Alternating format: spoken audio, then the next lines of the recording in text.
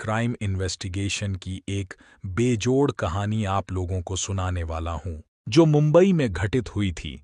और इसे सुनने के बाद आपके मन में पुलिस वालों के प्रति सम्मान और भी बढ़ जाएगा। यह कहानी 25 अगस्त 2022 की है। इस पूरी कहानी की शुरुआत होती है सोशल मीडिया प्लेटफॉर्म से।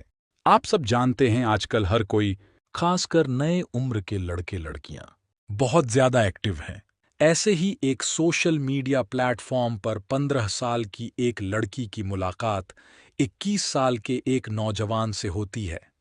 ये लड़की जो है वो मुंबई की ही रहने वाली है और ये जो नौजवान है वो भी मुंबई का रहने वाला है। बांद्रा ईस्ट में उसका घर है और इस नौजवान के साथ लड़की की सोशल मीडिया में मुलाकात होती है। थोड़ी बहुत बातचीत, चैटिंग होती है और फिर दोनों बहुत अच्छे दोस्त बन जाते हैं। तो एक स्कूल जाने वाली 15 साल की लड़की 21 साल के नौजवान संतोष मकवाना से प्यार करने लगती है। इसके बाद दोनों जो है एक दूसरे से बहुत बार बार मिलने लगते हैं और इन दोनों को मिलने के लिए मुंबई में संतोष का ही एक दोस्त है जिसका नाम है विशाल अम्बिवने। दोनों इवेंट मैनेजमेंट का काम करते थे। जुहू में विशाल का घर है और उस घर में संतोष अक्सर अपनी गर्लफ्रेंड वंशिता राठौड़ के साथ आता है और दोनों वहां पर अच्छा वक्त गुजारते हैं और फिर दोनों अपने अपने घर वापस चले जाते हैं। ये सिलसिला पिछले कई महीनों से चल रहा था। इसी बीच एक रोज लड़की के घर वालों की नजर संतोष पर पड़ती है, जो उनकी बेटी के साथ कहीं जा रहा होता है। ये देखते ही परिवार के जो लोग हैं वो आग बबूला हो जाते हैं। उन्हें लगता है कि उनकी छोटी सी बेटी, जो स्कूल जाने वाली लड़की है, उसे इस लड़के ने बहका दिया है और बहला फुसलाकर अपने साथ घुमा रहा है। तो इस बात पर लड़की के घर वाले बहुत खफा हो जाते हैं और वो लड़के की अच्छी तरफ पिटाई करते हैं और उसे बहुत जलील भी करते हैं। वो भी गर्लफ्रेंड के घर वाले कर दें तो उस लड़के को बड़ी तकलीफ होती है और वो खून का घूंट पीकर रह जाता है। और इसी के साथ वो ये सोचने लगता है कि वो कैसे इस अपमान का बदला ले। दिमाग वो चला रहा था और दिमाग चलाते चलाते वो अपनी गर्लफ्रेंड से एक बार और गुजारिश करता है कि प्लीज एक बार मुझसे आखिरी बार मिल लो। तुम्हारे घर वालों ने तो खैर पाबंदी लगा दी है, मेरे साथ मारपीट भी उन्होंने की, लेकिन इससे पहले कि हम अलग हो जाएं, हमारा प्रॉपरली ब्रेकअप हो, एक बार प्लीज मुझसे आखिरी बार मिल लो। लड़की रिलक्टेंट है, मिलना नहीं चाहती है, लेकिन जब संतोष बहुत ज्यादा इंसिस्ट करता है, दबाव बनाता है कि नहीं एक बार मिल लो प्लीज, तो लड़की जो है वो कहती है ठीक है मैं आती हूं, लेकिन यह आखिरी बार मिलूंगी क्योंकि मैं अपने फैमिली वालों के खिलाफ नहीं जा सकती। उधर घर वाले अपनी बेटी को ढूंढ रहे थे क्योंकि बेटी 25 अगस्त को स्कूल जाने की बात कहकर निकली थी। लड़की सुबह अपने स्कूल के लिए घर से निकली थी, लेकिन शाम होने के बाद भी घर नहीं लौट पाई। तब घबराए माता पिता ने आसपास के इलाके में तलाशी भी ली, लेकिन कुछ पता न चला। घर वाले परेशान थे। तब उन्होंने पुलिस को लड़की के लापता होने की सूचना दी। उनकी शिकायत के आधार पर अंधेरी पुलिस ने अपहरण का मामला दर्ज किया था, क्योंकि लापता लड़की नाबालिग थी। 26 अगस्त को यानी एक दिन बाद एक सूटकेस पर परेरा नगर में लोगों की नजर पड़ी। वो सूटकेस जिस तरह से एक जंगली जगह पर रखा हुआ था, उसे देखकर ही लग रहा था कि शायद इसके पीछे कोई साजिश है और सूटकेस में कोई ऐसी चीज है जो नॉर्मल नहीं है ऐसे लोगों के मन में। उस सूटकेस को देखते ही ख्याल आया हो सकता है कि कुछ खून के धब्बे या कतरे भी लोगों को उसमें नजर आए हों। तो लोगों ने नायगांव रेलवे पुलिस को फोन किया और जब पुलिस मौके पर पहुंची, नायगांव रेलवे पुलिस ने तुरंत अंधेरी पुलिस को कॉल करके सूचना दी। फिर अंधेरी पुलिस ने सूटकेस के अंदर पड़ी स्कूल ड्रेस और तौलिया अपने कब्जे में लिया। डेड बॉडी को पोस्टमार्टम के लिए भिजवाया और स्कूल ड्रेस की जांच करके पुलिस ने स्कूल के बारे में पता लगा लिया। 25 तारीख को जिस घर वालों ने अपने बेटी की गुमशुदगी की रिपोर्ट लिखाई थी, उनको पुलिस ने इन्फॉर्म किया और कहा कि हमें एक डेड बॉडी मिली है, आप एक बार आइए और पहचानने की कोशिश कीजिए, कहीं आपकी बेटी की लाश तो नहीं है। तो घर वाले भी कलेजे पर पत्थर रखकर पुलिस के पास पहुंचे। पोस्टमार्टम हाउस गए और वहां उन्होंने देखा कि वाकई यह उन्हीं की 15 साल की बेटी की लाश थी, जो एक रोज पहले स्कूल के लिए निकली थी। घर वाले बहुत डिसअपॉइंटेड हो गए, रोने पिटने लगे, बहुत दुख में डूब गए। पुलिस ने उनको सांत्वना दी और फिर पुलिस ने उनसे कहा कि ठीक है, बेटी तो आपकी वापस नहीं आ सकती, लेकिन आप प्लीज बताइए कि आपको किसी पर शक है जिसने आपकी बेटी की हत्या की होगी, कोई दुश्मनी आपकी किसी से। जैसे ही पुलिस ने यह सवाल पूछा तो घर वालों ने तुरंत ही जवाब दिया कि हाँ, एक लड़का था जो उनकी बेटी को परेशान करता था और उन्हें पूरा यकीन है, शक तो नहीं बल्कि पूरा यकीन है कि उसी लड़के ने उनकी बेटी की हत्या की होगी, क्योंकि कुछ रोज पहले उन्होंने उस लड़के को बहुत डांटा फटकारा था, उसको वार्न किया था, साथ में उसे चेतावनी भी दी थी कि कभी हमारी बेटी से दोबारा न मिलना। तो हो सकता है कि उस लड़के ने यह हत्या की हो और उस लड़के का नाम संतोष मकवाना है। अब पुलिस ने संतोष मकवाना के बारे में और ज्यादा जानकारी पता करने की कोशिश की, तो ये जो लड़की के घर वाले हैं उन्होंने ही संतोष का मोबाइल नंबर भी पुलिस को दिया और घर का एड्रेस वगैरह दिया। पुलिस ने घर के एड्रेस पर भी टीम भेजी, लेकिन संतोष वहां पर नहीं था। मोबाइल नंबर जो पुलिस को मिला था वो मोबाइल नंबर भी स्विच ऑफ था, तो जाहिर है जो सस्पेक्ट हैं वो बचने के लिए अपना मोबाइल तो स्विच ऑफ रखेगा। पुलिस के लिए एक बड़ा झटका था, क्योंकि पुलिस को ये समझ में नहीं आ रहा था कि मोबाइल स्विच ऑफ है, तो अब वो संतोष को कैसे पकड़ें और कैसे उस तक पहुंचे। तो एक बहुत बड़ा चैलेंज मुंबई पुलिस के सामने था। लेकिन जो इन्वेस्टिगेशन का तौर तरीका होता है और पुलिस जिस तरह से किसी भी मामले की जांच आगे बढ़ाती है, पुलिस ने उस मोबाइल नंबर को सर्विलांस पर डाल दिया ताकि अगर वो मोबाइल किसी भी टाइम में किसी भी जगह पर स्विच ऑन हो तो उसके बारे में पुलिस को जानकारी मिल जाए। पुलिस के इस एफर्ट का बहुत जल्दी नतीजा सामने आया। 22 अगस्त को पुलिस ने यह देखा कि मोबाइल जो है वो सिर्फ 10 सेकंड के लिए स्विच ऑन हुआ था। अब जैसे ही पुलिस को पता चला कि मोबाइल स्विच ऑन हुआ है, तो पुलिस ने फौरन ये पता करने की कोशिश की कि वो मोबाइल फोन किस जगह स्विच ऑन हुआ है। लेकिन जब पुलिस ने सर्विस प्रोवाइडर से और तमाम जो दूसरे रिसोर्सेज हैं उससे पता किया कि भाई मोबाइल कहाँ पर स्विच ऑन हुआ है, तो उनको पता चला कि फोन मुंबई में नहीं बल्कि गुजरात की राजधानी अहमदाबाद में है। अब अहमदाबाद में किस जगह है उसके टावर की लोकेशन पुलिस ने पता करने की कोशिश की, तो पुलिस को यह पता चला कि अहमदाबाद में बिल्कुल रेलवे स्टेशन पर जो टावर है उस टावर के साथ ये मोबाइल फोन कनेक्टेड हुआ था सिर्फ 10 सेकंड के लिए और फिर स्विच ऑफ हो गया। और जब यह फोन स्विच ऑन हुआ वो टाइम था सुबह के वक्त 5:20। अब पुलिस को यह लगने लगा कि हो सकता है कि यह जो संतोष मकवाना है जिस पर कत्ल का इल्जाम है और उसका साथी विशाल वो भी फरार है। तो ये जो दोनों लड़के हैं ये हो सकता है कि ट्रेन से बैठकर मुंबई से चले गए हों और अहमदाबाद में ही उतरकर कहीं वो छिपने की कोशिश कर रहे हैं।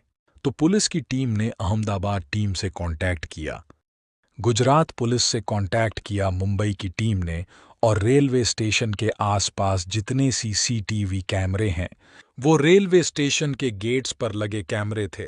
फिर आसपास के लॉज होटल रास्तों पर उन सारे सीसीटीवी कैमरों की फोटोज पुलिस ने स्कैन करने की शुरुआत की। लेकिन आपको जानकर हैरानी होगी और थोड़ी निराशा भी शायद हो कि बड़ी मशक्कत करने के बावजूद पुलिस को गुजरात में अहमदाबाद रेलवे स्टेशन के आसपास किसी भी सीसीटीवी कैमरे में ये लड़के नजर नहीं आए। न तो वो ट्रेन से उतरते हुए दिखे, न कहीं बाहर जाते हुए दिखे, न किसी लॉज में, न रेस्टोरेंट में, कहीं पर भी वो लड़के नजर नहीं आए किसी भी सीसीटीवी फुटेज में। अब पुलिस के लिए ये चैलेंज और बड़ा हो गया क्योंकि उन्हें समझ में नहीं आ रहा था कि अगर ये लोग गुजरात गए तो फिर गुजरात में गायब कहाँ हो गए। तो खैर पुलिस अपना दिमाग लगा रही थी और इसी कड़ी में पुलिस इस नतीजे पर पहुंची इन्वेस्टिगेट करते करते कि वसई से एक ट्रेन जो है वो राजस्थान की तरफ जाती है और वो अहमदाबाद गुजरात होते हुए जाती है और वो ट्रेन बेंगलुरु कर्नाटक से चलती है। और ये जो दोनों लड़के हैं ये बहुत मुमकिन है कि उसी ट्रेन में सवार होकर गुजरात राजस्थान की ओर गए हैं, क्योंकि सुबह जब ये मोबाइल फोन स्विच ऑन हुआ 10 सेकंड के लिए और फिर स्विच ऑफ हो गया, वो उस ट्रेन के अहमदाबाद में रुकने का समय था। अब पुलिस को ये बात समझ में आने लगी, वो दोनों लड़के प्लेटफॉर्म पर नहीं थे बल्कि ट्रेन में ही बैठे थे वो ट्रेन जो बेंगलुरु से वसई होते हुए राजस्थान की तरफ जा रही थी। और ये ट्रेन कुछ देर के लिए जब अहमदाबाद में रुकी थी इत्तफाक से, उसी वक्त इन लड़कों से वो मोबाइल फोन 10 सेकंड के लिए स्विच ऑन हो गया था। अब पुलिस ने इस मामले की जांच शुरू की और पुलिस ने पूरे रूट की स्कैनिंग करने की शुरुआत की। वसई से लेकर आगे गुजरात राजस्थान की तरफ जहां तक ट्रेन जाती है, इस पूरे रूट की स्कैनिंग करने की शुरुआत की और खासकर सीसीटीवी कैमरे फुटेज जो है पुलिस ने चेक करने की शुरुआत की। पुलिस ने यह जांच आगे बढ़ाई तो उन्हें एक और महत्वपूर्ण जानकारी मिली। एक और अहम सीसीटीवी फुटेज पुलिस के हाथ लगा जिससे इस मामले की तफ्तीश थोड़ी और आगे बढ़ी। पुलिस ने देखा कि ये दोनों लड़के वाकई कत्ल वाले दिन ही, यानी जिस रोज ये हत्या हुई थी, उसी दिन दोनों ट्रेन में चढ़ते हुए साफ साफ सीसीटीवी कैमरे में नजर आ रहे थे। ट्रेन में जो इंजन है उसके जस्ट बाद वाले डब्बे में संतोष और विशाल छड़े थे और अब पुलिस को एक इम्पॉर्टेंट क्लू मिल चुका था जिसमें पुलिस को ये पता चल गया था कि कौन से नंबर की ट्रेन पे कब कहाँ से चलने वाली ट्रेन पर ये दोनों लड़के किस डब्बे में सवार हुए। पुलिस ने ये सारी जानकारी अहमदाबाद और उसके आगे जितने रेलवे स्टेशन हैं उसके तमाम रेलवे स्टेशन के पुलिस से शेयर की और कहा कि आप लोग प्लीज सीसीटीवी फोटोज देखिए, चेक कीजिए कि इस एज ग्रुप का या इस तरह दिखने वाला कोई लड़का आपको नजर आता है या नहीं। तो अहमदाबाद मतलब गुजरात और राजस्थान की पुलिस, रेलवे पुलिस लगातार उस इलाके में जितने भी रेलवे स्टेशन हैं खासकर वहां के सीसीटीवी कैमरे चेक करती रहीं। लेकिन काफी कोशिश करने के बावजूद कोई फायदा वहां की पुलिस को नहीं मिल पाया और इन दोनों लड़कों के बारे में कोई जानकारी नहीं मिली। तफ्तीश आगे बढ़ रही थी। मुंबई पुलिस ने यह भी सोचा कि आखिर ये दोनों लड़के अहमदाबाद, गुजरात या राजस्थान की तरफ क्यों गए, किसी और दिशा में क्यों नहीं गए। जब पुलिस ने इस एंगल पर सोचा और पता किया तो पुलिस को ये पता चला कि ये जो संतोष मकवाना है जिस पर कत्ल का इल्जाम है, उसकी दादी अहमदाबाद से 146 किलोमीटर दूर पालनपुर में एक गांव में रहती है। पुलिस को जब यह जानकारी मिली तो पुलिस को लगने लगा कि हो न हो ये दोनों लड़के जरूर पालनपुर में ट्रेन से नीचे उतरे होंगे। उसके बाद पुलिस ने पालनपुर रेलवे पुलिस से कांटेक्ट किया। मुंबई पुलिस ने उनसे कहा कि आप एक बार सीसीटीवी फुटेज चेक कीजिए, कहीं ये दोनों लड़के ट्रेन से नीचे उतरते हुए आपको अगर दिखें तो हमें जरूर बताएं। जो वहां की रेलवे पुलिस है वो सीसीटीवी फुटेज स्कैन करने की शुरुआत करती है, लेकिन वहां के किसी भी सीसीटीवी कैमरे में ये दोनों लड़के ट्रेन से नीचे उतरते हुए नहीं दिखे। शायद सीसीटीवी कैमरे का एंगल कुछ ऐसा रहा हो कि दोनों लड़के उतरकर किसी और रास्ते से निकल गए हों और वहां पुलिस को पता न चला हो। ये भी हो सकता था। मुंबई की एक टीम पुलिस जो है वो पालनपुर पहुंची और उन्होंने संतोष के दादी के घर दबिश दी और दादी से और घर के दूसरे लोगों से पूछताछ की, मगर दादी ने साफ साफ इनकार कर दिया और बल्कि ये भी पूछने लगी कि भाई ये क्या बात हो गई, हमें तो पता ही नहीं, संतोष यहां आया नहीं। लेकिन पुलिस को संतोष की दादी के बॉडी लैंग्वेज से, उनके बातचीत करने के तौर तरीके से ये शक होने लगा कि शायद यह बुजुर्ग महिला झूठ बोल रही है, अपने पोते को छिपाने के लिए और उसके गुनाहों पर पर्दा डालने के लिए। लेकिन जब तक पोता अरेस्ट नहीं हो जाता या उनके घर में मिल नहीं जाता तब तक पुलिस उस बुजुर्ग महिला के खिलाफ भी कोई कार्रवाई नहीं कर सकती थी और न ही जरूरत से ज्यादा सख्ती कर सकती थी, क्योंकि क्या पता हो सकता है कि दादी सच बोल रही हो। तो खैर 3 या 4 दिन बाद जब पुलिस को लगा कि मामला थोड़ा सेटल्ड हो गया है तो पुलिस ने फिर से उसके दादी के घर में दबिश दी और इस बार भी उनको निराशा हाथ लगी, क्योंकि वहां पर न तो संतोष मिला और न ही उसका दोस्त विशाल, और उसकी दादी ने फिर से वही जवाब दिया कि उसे पता नहीं है संतोष कहाँ है। आप लोग पता नहीं क्यों यहां आकर हमें परेशान कर रहे हो। पुलिस को फिर से निराशा हाथ लगी थी। अब मुंबई पुलिस निराश होकर पालनपुर से अब लौटने की तैयारी कर रही थी। इसी बीच इस मामले में एक जबरदस्त ट्विस्ट हुआ यह कि पुलिस के पास एक गुमनाम नंबर से फोन आया और उस फोन करने वाले आदमी ने यह कहा कि 2 लड़के, वहीं 20 से 22 साल के, उन्होंने पालनपुर में उस महिला के घर में देखे हैं जिस महिला के घर आपकी पुलिस टीम 2 बार छापेमारी करके लौट चुकी है। यह जानकारी जब पुलिस को मिली तो पुलिस ने उस आदमी से पूछा कि भाई आप कौन हैं।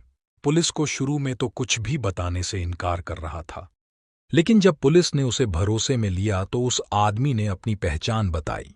वो एक ऐसा आदमी था जिसका संतोष की पालनपुर में रहने वाली जो दादी है उसके साथ कोई प्रॉपर्टी को लेकर झगड़ा चला रहा था। यानी एक तरह से देखा जाए तो ये पुलिस को जिसने भी फोन किया वो आदमी संतोष की दादी का दुश्मन था। अब उसको लगा कि यही मौका है, संतोष की दादी के लिए भी थोड़ी मुसीबत खड़ी हो जाएगी और जो गुनहगार लड़के हैं वो भी पकड़े जाएंगे। और उसने कुछ यही सोचकर पुलिस को खुफिया तरीके से फोन कर दिया। और जब इस बार पुलिस को फोन किया और पुलिस को बिल्कुल सटीक जानकारी मिली और उनका आत्मविश्वास भी बढ़ा, तो पुलिस की टीम ने तीसरी बार संतोष के दादी के घर पालनपुर में दबिश दी और इस बार इत्तेफाक से संतोष और विशाल दोनों वहां पर मिल भी गए। संतोष और विशाल को पुलिस ने वहां पालनपुर से गिरफ्तार कर लिया। इस गिरफ्तारी के लिए पुलिस को 34 दिन की मेहनत जरूर करनी पड़ी। हजारों किलोमीटर का सफर पुलिस को तय करना पड़ा। पुलिस ने दोनों से सख्ती से पूछताछ की, तब दोनों ने कत्ल की बात कबूल की। पूछताछ में एक कहानी सामने आई। संतोष ने लड़की को मिलने बुलाया। वो लड़की संतोष के बुलाने पर उससे मिलने जाती है। संतोष उसे अपने दोस्त विशाल का जुहू में घर है वहां लेकर जाता है, जहां पर वो पहले भी मिला करते थे। और यहां पर वो लड़की को समझाने बुझाने की कोशिश करता है कि भाई ऐसी क्या बात हो गई, घर वालों ने तो चलो मना कर दिया लेकिन हम साथ तो रह ही सकते हैं, घर वाले सपोर्ट नहीं कर रहे हैं तो क्या हुआ। तो कुल मिलाकर लड़का इस लड़की को छोड़ने के लिए राजी नहीं होता है। उसके मन में बदले की आग तो है, लेकिन वो चाहता है कि वो इस रिलेशनशिप को भी कंटिन्यू करें। लेकिन लड़की उसके बॉयफ्रेंड की पिटाई के बाद इतनी घबरा जाती है कि वो तय कर लेती है कि अब वो संतोष के साथ आगे कंटिन्यू नहीं कर सकती और वो सीधा कह देती है संतोष से कि वो अपने परिवार वालों के खिलाफ जाकर इस रिलेशनशिप को कंटिन्यू नहीं कर पाएगी, चाहे जो हो जाए। इस बात पर उस लड़की के साथ संतोष की बड़ी तेज कहासुनी होती है, लड़ाई होती है और संतोष शायद पहले से ही तैयार था कि कोई अगर इस तरह का सिचुएशन क्रिएट हो जाए तो वो क्या करेगा। और इसी तैयारी की बदौलत उसके पास एक चाकू भी था। उसने वो चाकू अपनी जेब से बाहर निकाला और ताबड़तोड़ अपनी गर्लफ्रेंड पर उसने वार करना शुरू कर दिया। और जब वो अपनी गर्लफ्रेंड पर हमले कर रहा था, संतोष का जो दोस्त है विशाल वो भी वहां के बगल वाले कमरे में मौजूद था। जैसी विशाल ने चिल्लाने की आवाज सुनी वो भी कमरे से बाहर आया। बाहर आने के बाद विशाल ने उस लड़की को पकड़ लिया। संतोष ने उस लड़की की ताबड़तोड़ चाकुओं से वार करता रहा। तो कुल मिलाकर बॉयफ्रेंड ने गर्लफ्रेंड की हत्या कर दी। 15 साल की स्कूली बच्ची की हत्या। अब हत्या तो कर दी, ये भी दोनों कम उम्र के लड़के थे। इनके पास भी बहुत ज्यादा एक्सपीरियंस नहीं था। दिमाग जितना चला सकते थे उतना चलाया और उन्होंने सोचा कि अब कैसे बचें। तो बचने के लिए उनको जो तरीका समझ में आया, उनको लगा कि इस लड़की का ड्रेस चेंज कर देते हैं तो ये आइडेंटिफाई ना हो पाए। तो उन्होंने फिर लड़की की लाश के सारे कपड़े चेंज कर दिए। स्कूल ड्रेस पर आई थी वो लड़की, लेकिन स्कूल ड्रेस निकालकर उतारकर अलग रख दिया और लड़की को विशाल के ही कपड़े पहना दिए। क्योंकि विशाल के घर में हत्या हुई थी तो उसी के कपड़े पहना दिए और पहनाने के बाद एक बड़े से सूटकेस में उसकी लाश भर दी। लेकिन बेवकूफ़ी कह लीजिए, पहचान छिपाने के लिए उन्होंने लड़की के कपड़े तो जरूर बदल दिए, लेकिन उस लड़की का स्कूल के कपड़े थे, वो सारे कपड़े उन्होंने उसी सूटकेस में डाल दिए जिस सूटकेस में उन्होंने लड़की की लाश भरी। और फिर उस सूटकेस को उन्होंने अच्छी तरह से पैक किया और पैक करके जुहू से निकले और फिर अंधेरी पहुंचे और अंधेरी से विरार की तरफ जो लोकल ट्रेन या लोकल ट्रेन की लाइन है जो गुजरती है उस तरफ जाने वाली एक लोकल ट्रेन में दोनों सवार हो गए। दोनों लड़के संतोष और विशाल और उनके साथ सूटकेस में बंद संतोष की गर्लफ्रेंड की लाश। इसके बाद ये दोनों लड़के मुंबई में विरार के रास्ते में एक जगह है नायागांव, वहां उतरे और नायागांव में उतरने के बाद वहां से और आगे गए। एक और लोकेलिटी जिसका नाम है परेरा नगर।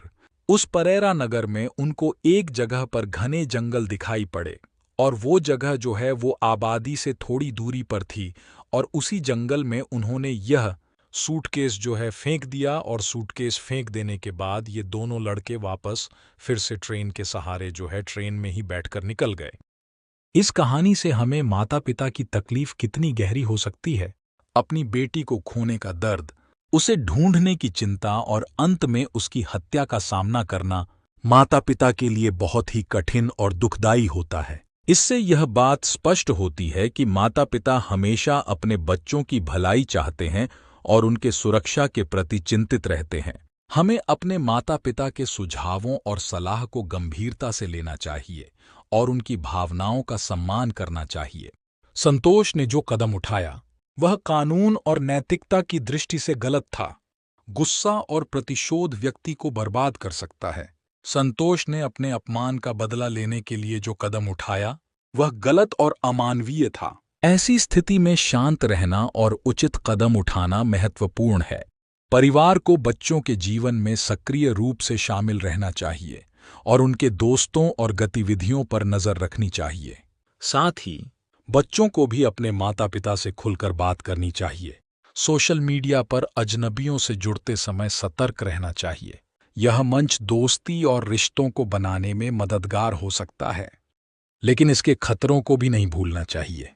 आज की कहानी आपको कैसे लगी कमेंट करके जरूर बताना। क्राइम की दुनिया से जुड़ी ऐसी ही दिल दहला देने वाली कहानियों के लिए हमारे साथ लगातार जुड़े रहें।